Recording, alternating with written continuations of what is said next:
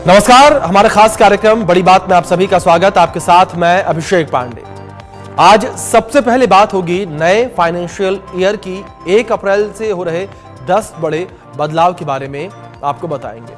इसके अलावा बात की जाएगी किसानों को लेकर। यूपी सरकार ने प्रदेश के किसानों के हित में क्या बड़ा फैसला लिया है और किन फसलों को फसल बीमा योजना और किसान क्रेडिट कार्ड के दायरे में शामिल किया गया है, ये भी बताएंगे।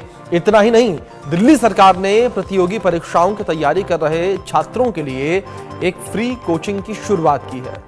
कौन कौन से छात्र इस फ्री कोचिंग का लाभ उठा पाएंगे और ये भी आपको बताएंगे। इसके अलावा भारतीय नौसेना में शामिल होने का सपना देख रहे युवाओं के लिए किन पदों पर भर्ती निकली है और आप कैसे इसके लिए आवेदन कर सकते हैं, ये जानकारी आपको देंगे। तो चलिए शुरुआत करते हैं अपने खास सेगमेंट बड़ी बात की।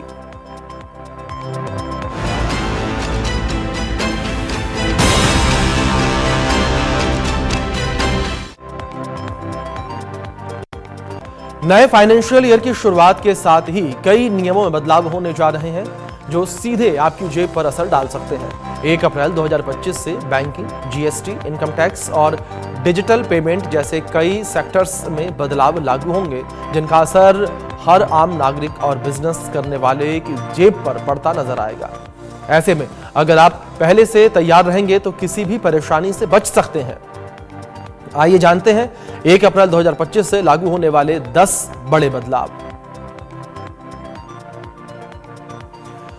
तो 10 बड़े बदलाव कौन से होंगे वो उनको लेकर बात करते हैं। यूपीआई नियमों में बदलाव किया जाएगा। सबसे पहला बदलाव यह है कि जो यूपीआई के नियम है उन नियमों में बदलाव किया जाएगा और डोरमेंट अकाउंट जो है बंद कर दिए जाएंगे और साथ ही साथ अब एफडी ज्यादा फायदेमंद साबित होती नजर आने वाली है। यह भी एक बड़ा बदलाव होने वाला है।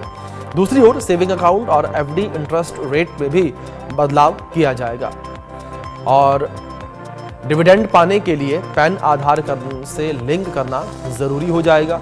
यह भी एक बड़ा बदलाव होगा। साथ ही साथ डीमैट म्यूचुअल फंड अकाउंट के नियम अब कड़े हो जाएंगे। सेविंग अकाउंट में मिनिमम बैलेंस रखना जरूरी होगा। जीएसटी नियमों में बदलाव जो है वो देखने को मिलेंगे। दूसरी ओर एलपीजी गैस सिलेंडर की कीमतों में भी बदलाव होता हुआ नजर आने वाला है। नए टैक्स नियम भी लागू होंगे। तो ये वो 10 नियम हैं जिनमें बदलाव होता हुआ नजर आएगा। एनपीसीआई ऐसे मोबाइल बैंकों के यूपीआई ट्रांजैक्शन को बंद करने जा रही है जो कि लंबे समय से इनएक्टिव है। यानी कि अगर आपके बैंक अकाउंट से कोई पुराना नंबर लिंक्ड है जो लंबे समय से बंद है तो यूपीआई ट्रांजैक्शन को जारी रखने के लिए आपको 1 अप्रैल 2025 से पहले बैंक अकाउंट से नया नंबर लिंक करा लेना चाहिए।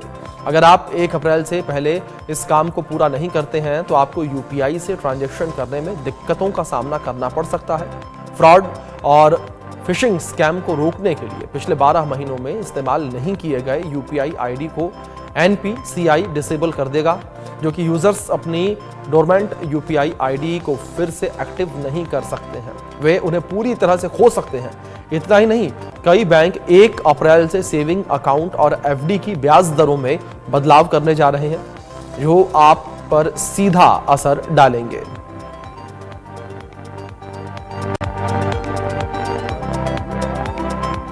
दिल्ली सरकार ने प्रतियोगी परीक्षाओं की तैयारी कर रहे छात्रों के लिए एक शानदार कदम उठाया है। अब सरकारी स्कूलों के छात्र CUET और नीट की मुफ्त ऑनलाइन कोचिंग पा सकेंगे।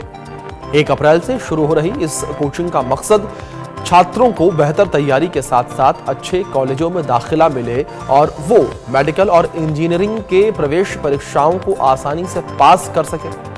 दिल्ली सरकार ने शिक्षा निदेशालय और बड़े संस्थान के साथ एक समझौता किया। इस करार के तहत सरकारी स्कूलों के छात्रों को फ्री क्रैश कोर्स दिया जाएगा। यह समझौता मुख्यमंत्री रेखा गुप्ता और शिक्षा मंत्री आशीष सूद की मौजूदगी में हुआ। इस पहल से लगभग 1,63,000 सरकारी स्कूलों के छात्रों को फायदा मिलने वाला है, जिससे उन्हें अच्छी कोचिंग और मार्गदर्शन मिल पाएगा। अब बात करें एमओयू को लेकर कि इस एमओयू में आखिर है क्या क्या। तो कार्यक्रम 1 अप्रैल 2025 से शुरू होगा। इस एमओयू में इस बात का जिक्र है 30 दिनों में कुल 180 घंटे की कोचिंग दी जाएगी। हर दिन 6 घंटे की ऑनलाइन कक्षाएं भी होंगी। फिजिक्स, केमिस्ट्री, बायोलॉजी, मैथ्स, अंग्रेजी जैसे विषय जो हैं वो कवर किए जाएंगे इन क्लासेस में। कोचिंग 2 अप्रैल से 2 मई 2025 तक चलेगी, यानी कि क्रैश कोर्स जो है वो करीब करीब महीने भर का होगा। दिल्ली सरकार ने प्रतियोगी परीक्षाओं की तैयारी कर रहे छात्रों के लिए एक शानदार कदम उठाया है। अब सरकारी स्कूलों के छात्र CUET और नीट की मुफ्त ऑनलाइन कोचिंग पा सकेंगे। 1 अप्रैल से शुरू हो रही इस कोचिंग का मकसद है कि छात्रों को बेहतर तैयारी के साथ अच्छे कॉलेजों में दाखिला मिल सके, मेडिकल और इंजीनियरिंग के प्रवेश परीक्षाओं को आसानी से पास कर सके। दिल्ली सरकार ने शिक्षा निदेशालय और बड़े संस्थान के साथ एक समझौता किया।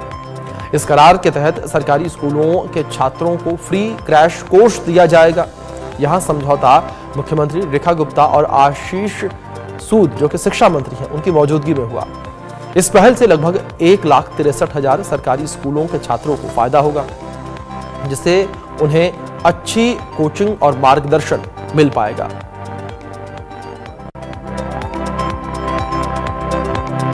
वहीं भारतीय नौसेना में शामिल होने का सपना देख रहे युवाओं के लिए बड़ी खबर है।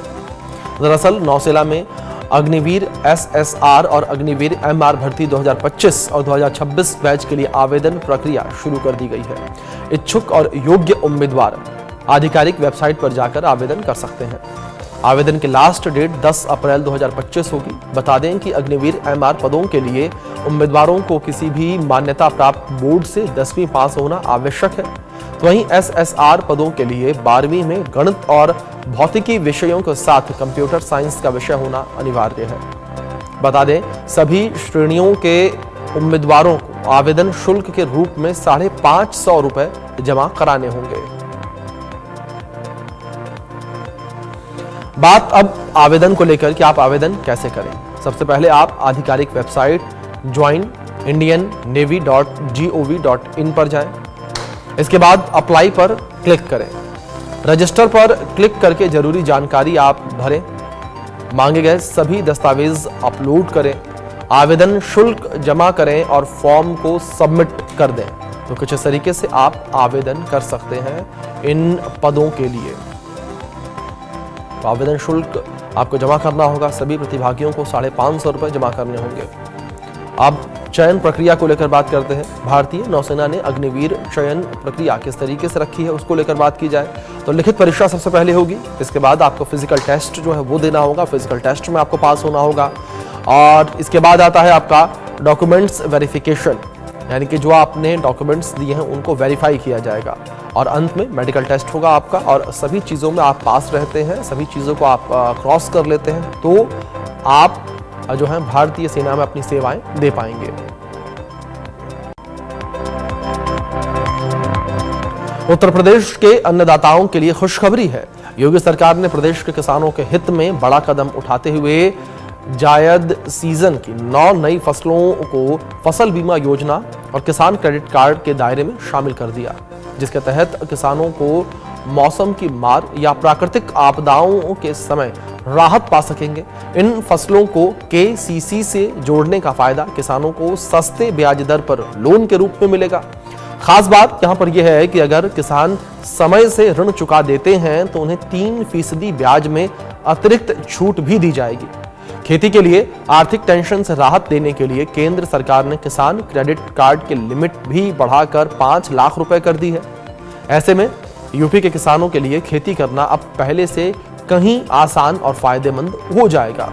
सरकार के इस फैसले का दूसरा बड़ा फायदा ये है कि बारिश, सूखा, बाढ़ या फिर ओलावृष्टि जैसी आपदाओं में यदि फसल खराब हो जाती है तो किसानों को बीमा के तहत मुआवजा मिलेगा। इससे नुकसान की भरपाई की जा सकेगी और किसान आर्थिक रूप से सुरक्षित होंगे।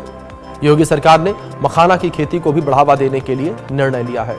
मखाना को स्केल ऑफ फाइनेंस में शामिल करके किसानों को लोन की सुविधा भी दी जाएगी। किसान अब खरीफ और रबी की फसलों के साथ मखाना की खेती के लिए भी आसानी से लोन पा सकते हैं। बात करते हैं किन किसानों को फायदा मिलता नजर आएगा। तो मूंगफली के जो किसान हैं, जो मूंगफली की खेती करते हैं, उन्हें फायदा मिलेगा। मक्का की खेती करने वाले किसानों को भी फायदा मिलेगा। दूसरी ओर मूंग की खेती करने वाले किसानों को भी फायदा मिलता हुआ नजर आएगा। उड़द की फसल उगाने वाले किसानों को फायदा होगा। पपीता की खेती करने वाले किसान जो हैं उन्हें भी फायदा मिलेगा। दूसरी ओर लीची, तरबूज, खरबूज और आंवला की खेती करने वाले जो किसान हैं उन्हें भी इस स्कीम का फायदा मिलता हुआ नजर आएगा। यानी कि ये वो किसान हैं जो सीधे तौर पर सरकार की इस स्कीम का फायदा उठा सकते हैं और अपनी फसलों को बीमा के तहत सुरक्षित कर सकते हैं और किसी भी प्रकार के प्राकृतिक आपदा से वो अपने आप को सुरक्षित रख सकते हैं। यानी कि अपनी जो उनकी फसलें खराब होंगी तो उससे उनको आर्थिक नुकसान ना हो, तो आर्थिक तौर पर अपने आप को सुरक्षित रख सकते हैं।